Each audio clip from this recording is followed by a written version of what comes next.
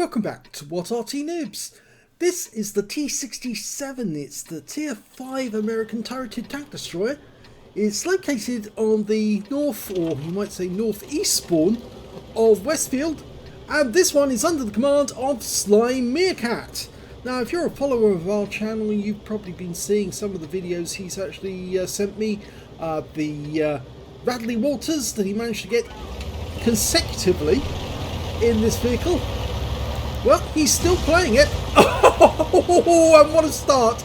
Yeah, he went over a rock which managed to flip him up into the air.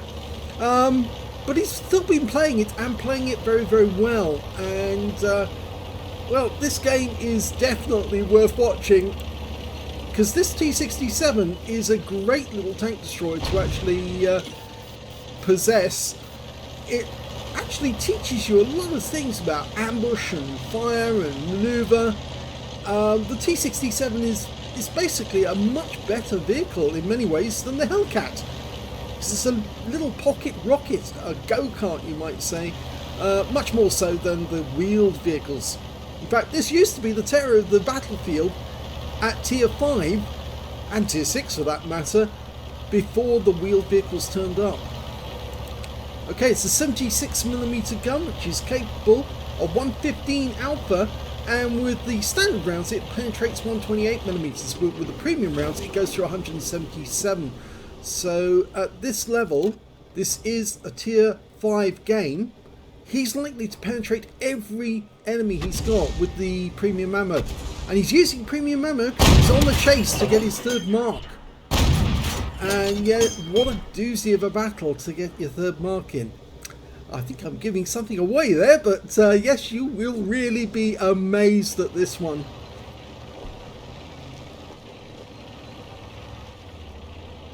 Of course, the other thing that this thing teaches you about maneuver, engagement, disengagement. It's also about using the bush mechanic to the best effect, ambushing the enemy. It really is a superb little vehicle. And you notice how he's actually controlling this from way back up high. He's using that commander's tactical view to give him a good all-round perspective on what's going on in the battlefield. From this line here, this ridge line, he can't really see much, but unfortunately the enemy seems to have, well, they've occupied the heights, and he's now starting to pump rounds into a T1 heavy who's got very thin side armour, whilst our tanks have actually gone through the village. Okay, he was spotted, so he disengages, and the shot that was fired at him totally misses. Now, usually you'd think, okay, well, once the enemy has actually managed to break through in that area, you run up to the other side of the battlefield where there's all this tree line, and then you can shoot through the tree line at the enemy as they try to take the cap. In fact, they're rapidly approaching, and he's desperately trying to get up the hillside before the OI arrives. It is an OI experimental, but it's a good job he's got premium ammo, because OIs can be difficult to penetrate sometimes. Well, that one went in no problem. Low roll. Low roll. That one didn't go through. And again, you see, it can be a problem sometimes. Now, KV1's managed to sneak through on the right side there. So we've got an OI down below and a KV1 to the right. Now we've got that T1 heavy. He easily goes through that. So virtually no armour on the T1, or very little. And the 76mm can easily punch it. Can he get the kill? Yes, he does. So that's his first kill of the game. Won't be his last, and yes, I'm not giving much away, because obviously tank destroyers like this do tend to earn a lot of kills. That's it, easy to go through the sides of an OI, and he gets the kill shot. Now, can he kill that KV1? He's down by the houses at the moment. That's one in. No, lost sight of him because he went behind the house again. Another KV1's turned up on the ridge line. And we've got a couple of enemy tanks. So T67, his opponent, who gets wiped out there, taken out by our P43. The KV1's still there, but he shakes his reticule because he can't get a solution. Does normally work. Sometimes you give it a good shake and then you can see it. Another KV1's on the ridge line coming down that road. Takes one round. Leading the shot. Good shot. And again, low roll. Can get that one in. Average roll. Low roll. Low roll again. He's low rolling a lot. And the KV-1 managed to get behind the house. So we've got two KV-1s behind houses. You can see how good this ridge line is with the tree line. Unfortunately, he's losing teammates. Some of his teammates are actually falling apart. In fact, he's only got 3 teammates left with him. Only 4 left on their team. Now he's trying to approach that KV-1. Again, he's looking from above. The KV-1 actually was wiped out. I missed that, but there you go. He is gone. So he's only got 2 kills so far. And there's how many enemy? 6 enemy remaining. So it's a bit of an ask. Let's see if he can do it. He's telling the Matilda 4 to pull back. No, too late. He just got hit and taken out by a Panzer IV Ausführung H with the derp gun. And the P43's just gone. So all he's got left now is the Arty, the gorilla, and he's up near the bridge. I don't know what he's doing over there. It's totally the wrong place for an Arty to be. And I don't think he'll survive very long, because if that M10 spots him, in fact it's not the M10 that spotted him, it's a Panzer T25. He takes the M4A1 out with 1 shot. Can he get this M10? Puts 1 round in. 2. He'll need to put another 2 in after this. Can he get a high roll? Yes! And puts a round into the Panzer T25, but the dirt gun is out looking at him. And ooh, that hurt. That was a derp. He just got hit by a 105mm HE round. Trying to pump a few more rounds into this Panzer T25. Yes, it's very quick to aim, this gun, so it's very handy, but he just took a round, a 75mm round from the Panzer, and again, he can't afford to take too many more of that. In fact, now he's a 1 shot for the Panzer T25. There's only 3 enemies left. That Panzer T25 and 2 Arty. He's got 5 kills. That's the top gun. Now it's just him and the Arty, and he needs to get out of this position quick before the Arty responds. The Arty are a Bishop and a Fifi. Now the thing is, the Bishop and the Fifi have got, well, the Bishop's got a short range, but the Fifi should be able to fire so long as he's fairly close to the centre of the map. Everywhere on the map, but if he's right at the other end, he probably had difficulty trying to shoot. And there's the Bishop. Okay, he's got him inside, puts the first shot in on the move. The Bishop fires, misses, normally very accurate. Oh, come on, come on. Yes! That's 7. 1 more and it's a Radley Walters and a win. But it's more than just that. You remember when the last of his teammates was killed, the gorilla? Well, there was more than 1 enemy alive at that point. In fact, there was 5. So he was all alone against enough to get a Kolobanov. It was all so hectic, so quick, because he was taking on individual tanks left, right and centre, trying to take them out. But he potentially is on for a Kolobanov and a Radley's in this game, as well as Pascucci's, because of course if he kills the last Arty and he's looking around with this all-round perspective, he's found him, and now he needs to move fast because this guy is on a fairly big and cumbersome hull. Pump that last round in, don't get hit. Oh, that was close. 1 more round. Yes! Radley Walters, Kolobanov, Pascucci's, he got the lot.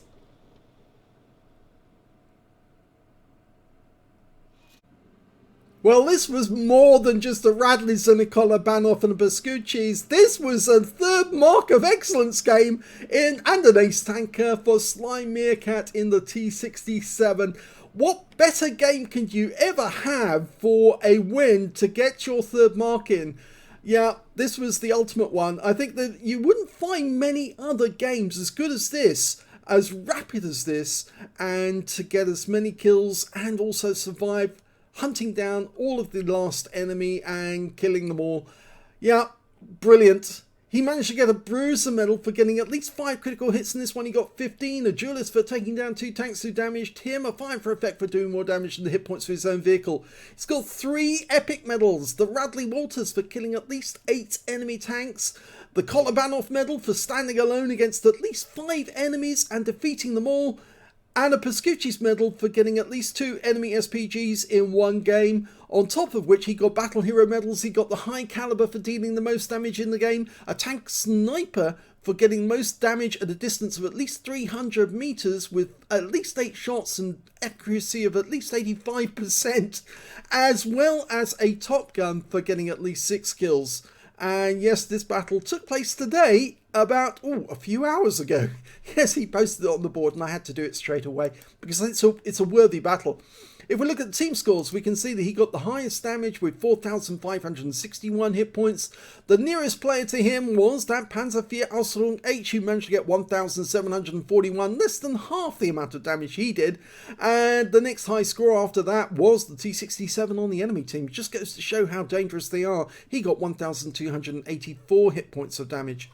When it came to kills, it was Sly again with 8 kills. Again, the Panzervier Ausrung H managed to get 4 kills, half his score, and the M10 RBFM got 3.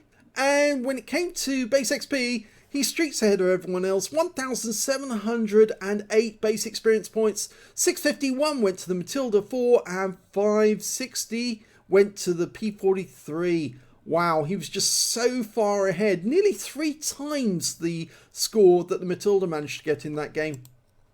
55 rounds fired, 48 direct hits and 42 penetrations. If I remember correctly, the ammo loadout back when before they made the changes and increased the ammo load on this vehicle, so it used to have, I think, about 42 rounds or 46 rounds.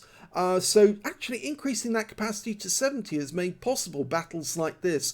So he actually fired 55, got 48 direct hits and 42 penetrations on the enemy. Good job he was using the premium ammo because it really did pay off for him.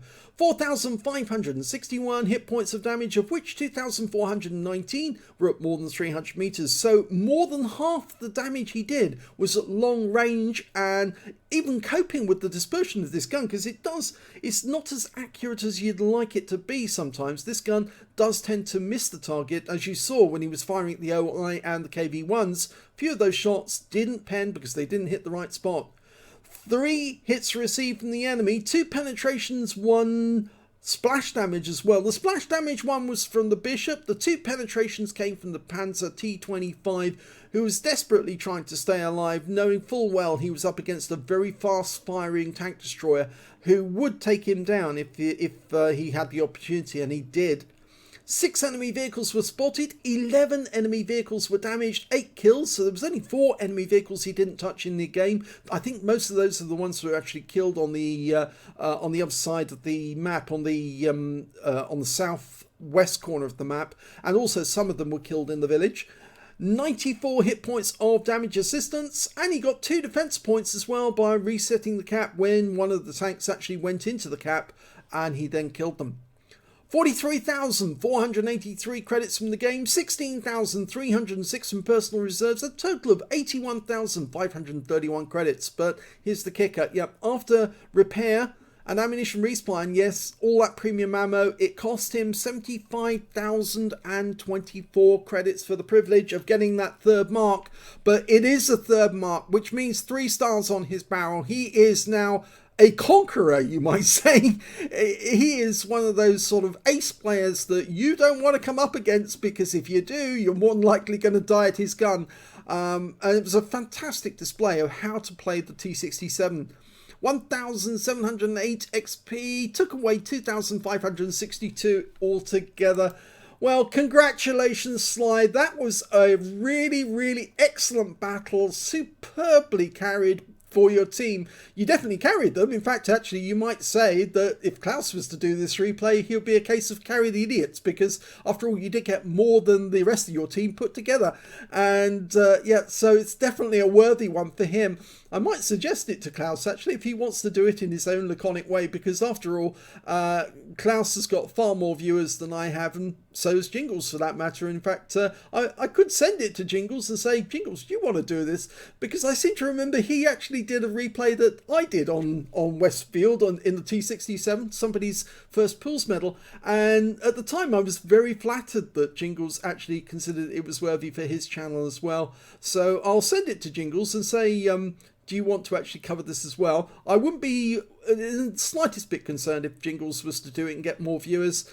We are a fairly niche channel, I suppose. Not a lot of people know that we exist, which is a pity, because even the top content creators don't know that we exist to a certain extent. Because, yeah, Awesome Epic guys, when they did their review of YouTubers, didn't actually know that we existed, even though we have more videos than Jingles, Quickie Baby, and Klaus combined. But they do know it now, and they do know. And of course, we get fantastic replays like this. And despite the fact that you have to put up with my dreadful commentary, yeah, I suppose we can only do the best we can under the circumstances. But congratulations to Sly. I wonder actually, did he actually do this battle with a pair of meerkats fighting on his lap? Because you do know that he actually has real meerkats, a pair of them called Toffee and Fudge, and they tend to sit on his lap whilst he's playing World of Tanks, and sometimes they fight for possession of the right spot on his lap where it's nice and warm. And yeah, but in this game he really excelled, and congratulations for what a game. If you enjoyed this replay, please give this video a like, do subscribe to our channel, leave a little comment down below because it feeds the algorithm. And then hang out at home watching TV. And thank you for watching.